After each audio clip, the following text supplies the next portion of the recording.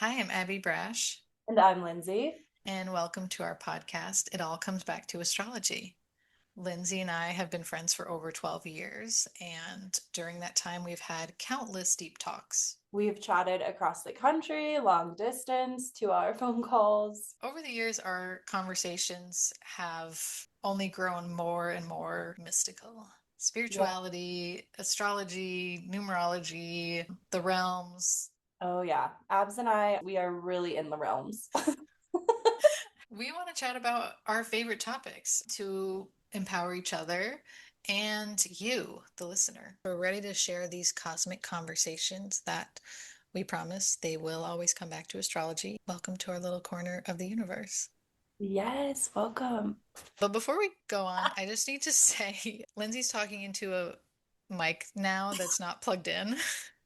Um, This mic is here for show, which I do want to talk about this mic because it's I fabulous. was in a band and I was a backup vocalist. Number one, I didn't know how to set this up, but number two, why did I choose gold and white? Who So am you I know. as a backup, a telephone mic, which is like known for projection of loud sound, and this is the mic. And you're also very tall, like compared to me. So I'm like, I can imagine you being like the backup singer that's like everyone's eyes drawn to with their like Oh, white and and gold mic and long flowing hair. Your presence, and we love it. We're here for it. We will get your mic plugged in, hopefully by the next episode.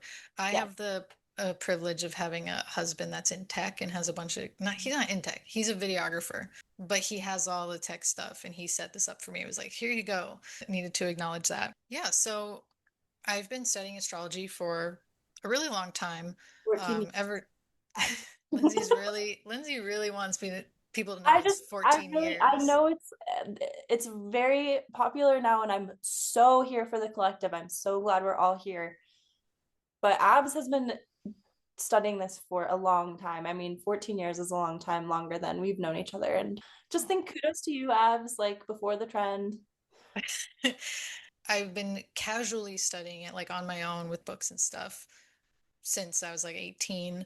It's only been the last couple years where I've really dove in and I took a class in Hellenistic astrology with Mallory Hastie's, my friend and teacher. Highly recommend their Foundations of Astrology 6-month course. Just a little plug there. I still feel like a beginner because astrology, there's just so much you can know. So I'm a newly professional. I feel more comfortable saying that, but I've been into it for a very long time. I'm pre-trend. I think what's drawn me to astrology the most, like time and time again throughout my life. It's always I always return to it because it's kind of shown to me that it's like a map for my life, but also a mirror into my soul and like who I am as a person on the deepest level.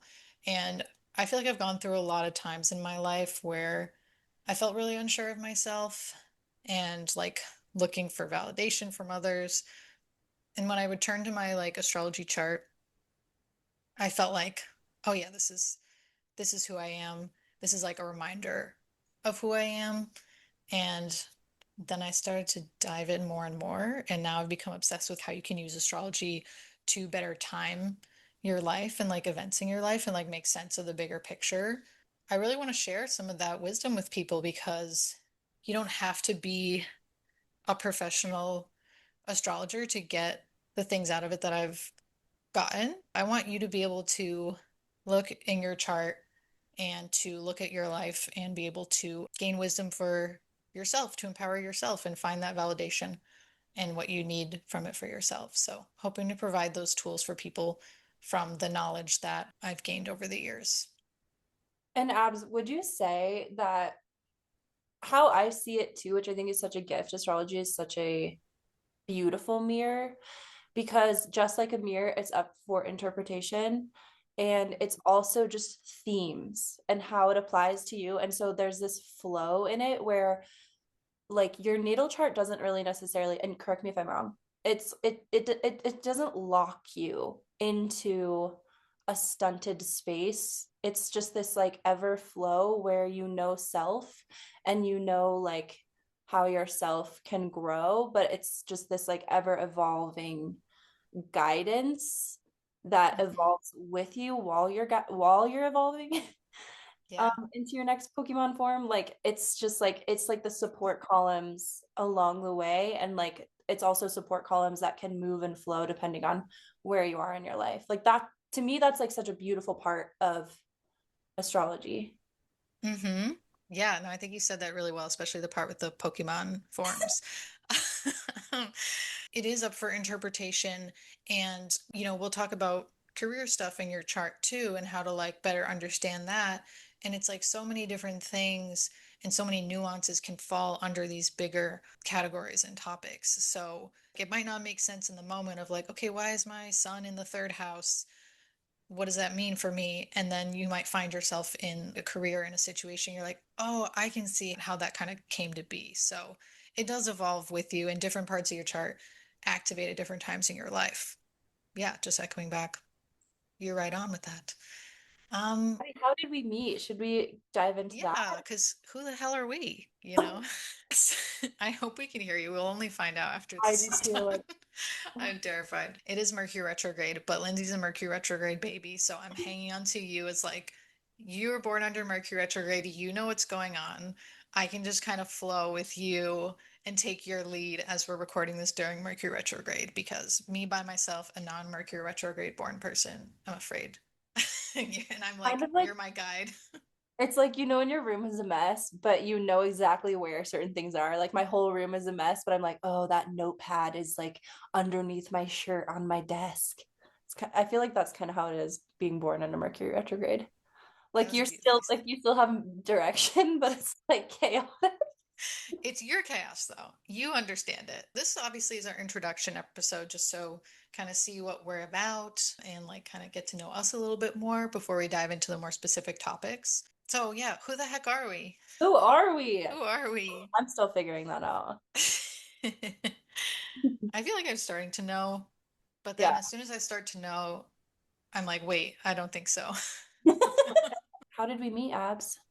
So, we met in study abroad Yeah, 2013. 2013 Um, year. we were both studying abroad in New Zealand, Yeah, and we were placed as flatmates.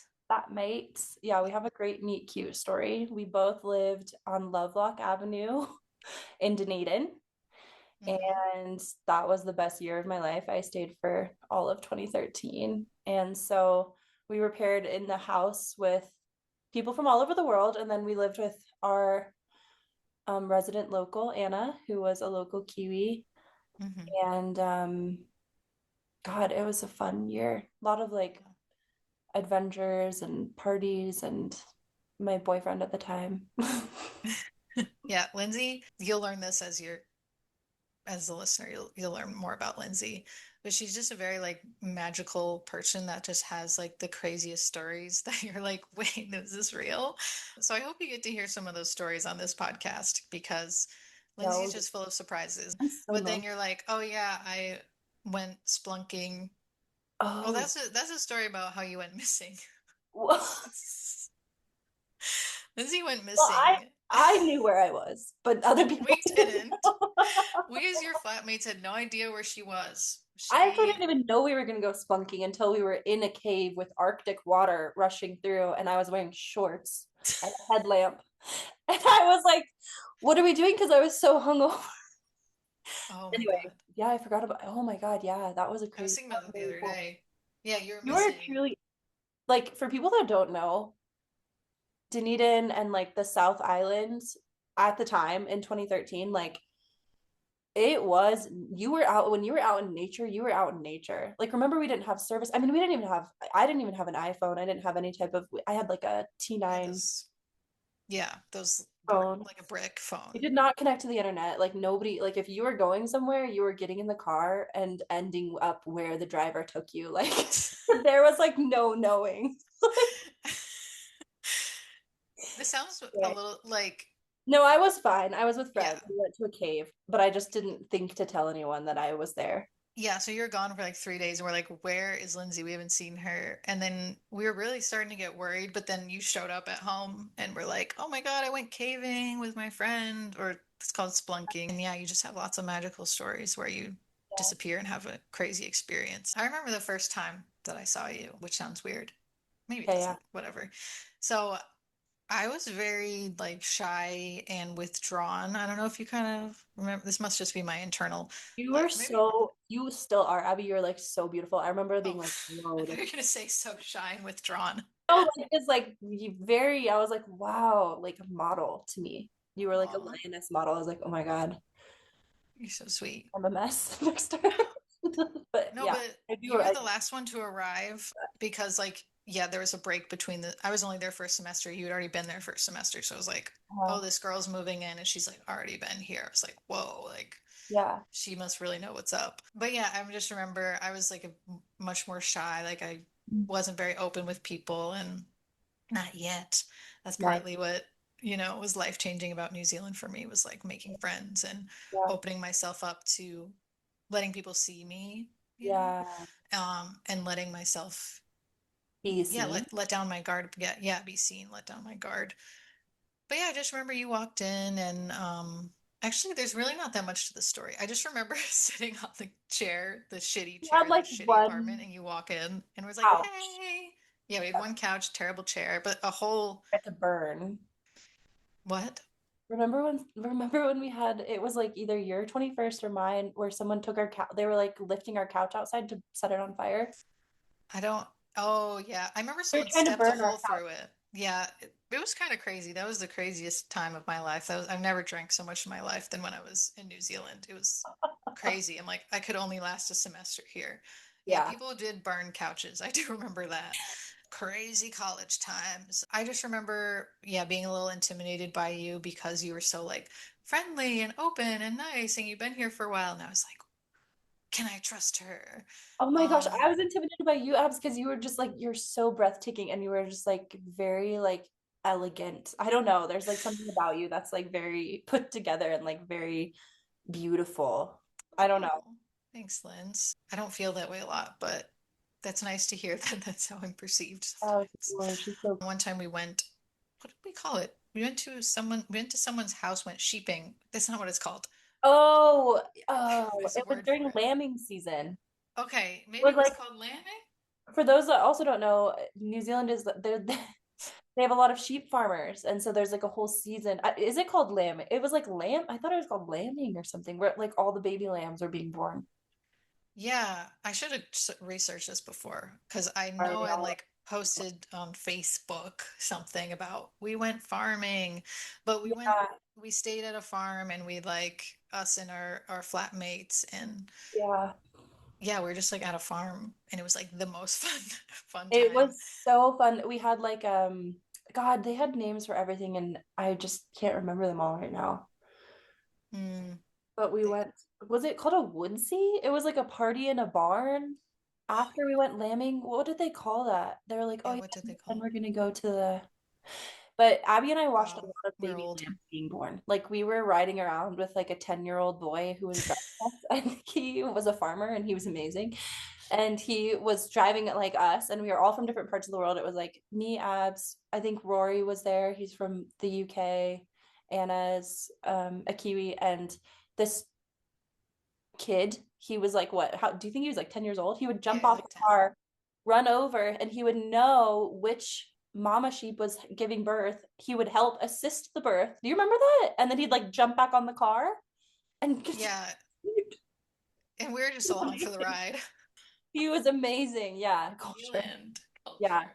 But I just remember that night we shared a bed at this place we are staying. Yes. And we were just like up all night, like talking, crying, stuff. That was probably like, that's a significant moment that I'm like, oh yeah, this is the birth of this podcast, of like, just the start of us being able to talk about things that you can't always talk about with everyone in your life. Yeah, and you helped me through like I was going through it still, and I was like kind of talking and sharing with Abby, and yeah, there was just this cosmic lens that yeah, that's crazy. That is the birth of this podcast because that was such a fun, that was a formational conversation in my journey when we, So you and remember it too. yeah, as girls do, like too, like you have a sleepover and you're like chatting and talking, but like, yeah, no, you're exactly right. It was that moment that solidified not only like our friendship, but it solidified the types of conversations that we have now and that we're going to share on this podcast. So grateful that we met, that we stayed friends. And we mentioned long distance. I was in Chicago for 14 years and Lindsay lives in Colorado. And then now I moved to Seattle March 2025. And Woo-hoo. so, yeah, so we've always been long distance. When we talk, it's like, you know, as they always say with like good friendships, it's Yeah, like time hasn't passed. You pick up it where you really. left off. Mhm. So that's a little bit about us and our friendship. Abbie, what are pivotal moments or things or have driven your journey to the point where it is now that you'd like to share with us? A few things that I feel like have been the most kind of helpful with for me in my growth. Astrology, which I've already mentioned that we'll talk about over and over again in this podcast. Being able to understand, accept myself through Mm, astrology or with the help of astrology. That's been a really big one for me is understanding, learning about myself and the world through astrology. Next big one has been taking improv classes, which was something that was truly life changing for me. I was a very like shy and like constantly questioning everything I said, like my whole life. Like everything was like hyper filtered. I mean, I feel like it's that way for most people, right? Just because that's how society conditions us to be. I also just had like a lot of insecurities about myself, like ever since I was young. And so improv really broke that open for me.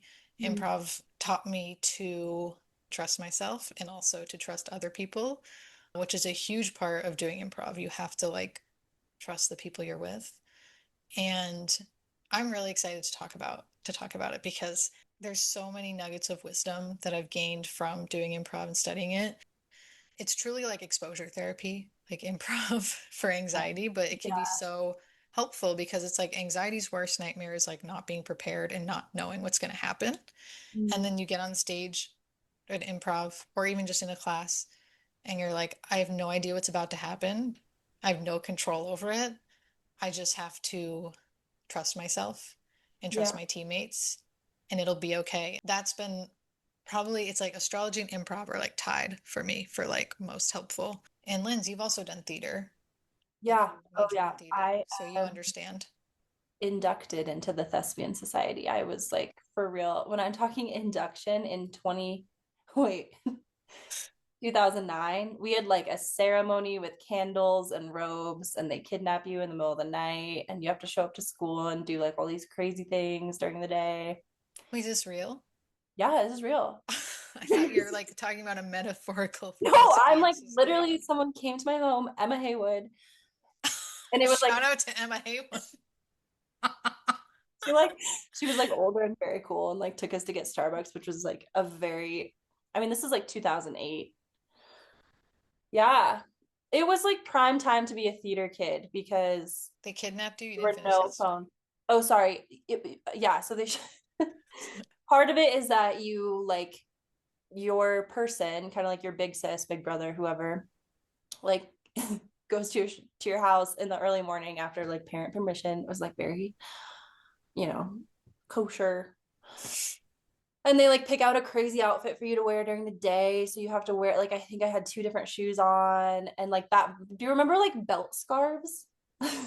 Oh, wait, Okay, hold like, on. this is a long story. Essentially, like I wore No, that it's outfit like through the day of high school. I didn't care back then, and so I was just like, "Yeah, let's go. I'll put this scarf belt around my head and walk scarf. to class." And Mr. Bielefeld will say, "Lindsay, what is that?" And I'll say, "What are you talking about?" And he'll say, "This is why you don't have a boyfriend." And I was, Okay, see, this is why it makes sense why I wasn't a theater kid yeah, because I we would were have weird. been miserable and terrified. But Yeah, now, I don't think I it could have been a theater kid back then, but I am now. yeah, it was well, and like it was like different levels. Anyway, there's a whole like world, but it's interesting because essentially, like, and I think about this a lot. My computer's gonna die, so I'm plugging in it. I really want to do one episode that's thespians are the original wellness girlies because like Yes. all the things that you see now with like the wellness trends of like even like meditation and different things, like that's what we were studying in theater and what Abbie is talking about in improv of like different breathing techniques, different techniques of like entering a scene, saying yes to things, not saying no to things. Like, I don't know. I just feel like it's just so applicable to life. And it's so interesting how the collective is like embracing these kind of non traditional modalities to find a center and to find self and to explore that space that you see every time you're in an improv class. Yeah, I'm excited to get into it. What about you, Linz? What has been like some pivotal moments or things that have Uh, brought you to where you are today? the biggest pivotal moment was 2019, around 2019 time. It was around my Saturn return, 2020. And I had just a lot of things that I needed to process. And so I finally sort of, it was like breaking down to find a therapist. It was like a very pivotal moment.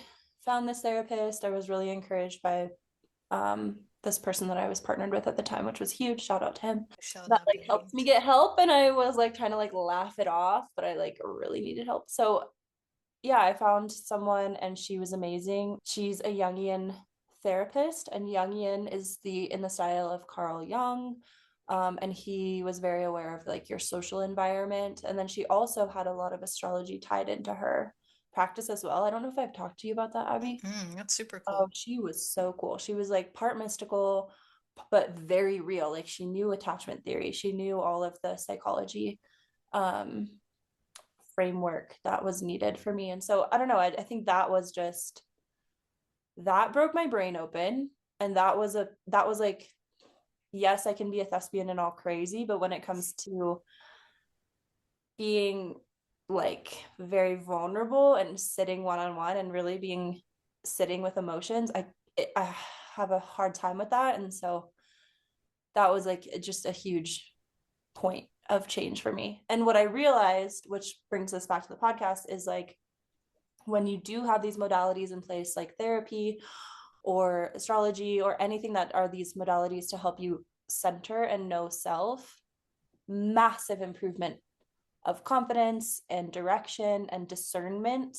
Like discernment is a huge thing that I've been focusing on lately of how do I make the best decision based on what I need, not on what people around me need. And so, yeah, I think that was just a big pivotal moment. And it was right around my Saturn return. And in case our listeners don't know about their Saturn returns, we'll probably have an episode on that. Maybe, yes, Abby?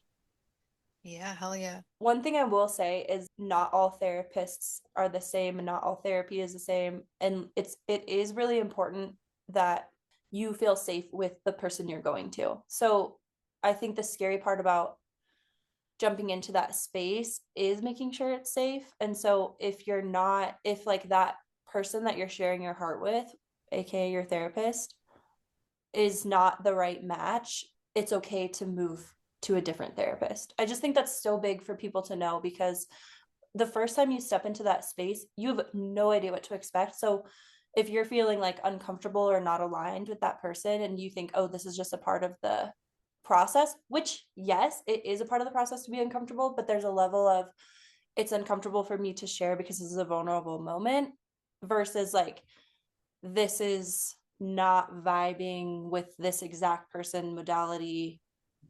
It's not the safest space for me. Does that, am I making it that Yeah. clear? I just want to empower them to know like, it's like dating. It's like you could be on a date and be like, this is a great person, but like, it doesn't mean this person is for me. Mm-hmm. So No, I I'm just glad you think that's a mentioned good, that. I think it's a good approach when if you've never gone before to just know you are always still in power of your body, yourself, your mind, your heart, Mm-hmm. and to take it seriously and to do those hard steps, but to do them with a person that you find that feels safe to you. I think that's wonderful advice because I was talking to someone recently who was starting therapy for the first time and Yeah. they're like, "Oh, I don't know this person. I feel like this." And yeah, I think that's so true. Yeah, it's okay to try to find, someone that you feel safe with. We're all about empowerment here. It's an Yeah, it just empowerment comes pod. down to knowing self because that's why Abby and I want to start this podcast because or we are starting this podcast language. Hmm. I took this language course and it's all about how you speak and are You you did? speaking in an empowering way? Yeah. Did I tell you about that? No, I had no Okay. idea. You took a language course. Wait, we Yeah, gotta talk about this at talk some about point. another modality. Um, That's really cool. That's very Gemini moon of you to take a language course. yeah, I love language.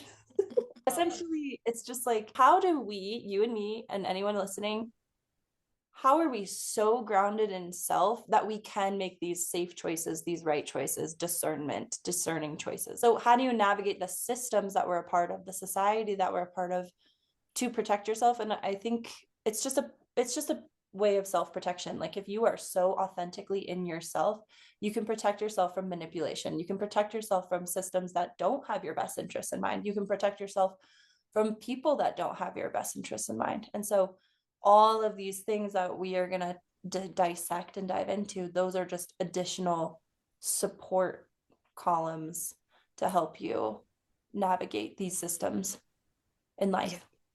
Yeah. Well said. Absolutely. Well, this has been great. Anything you wanted to add, Linz? Anything I missed or I'm anything? so excited for this. Nothing to add. I'm so happy to be in this container with you.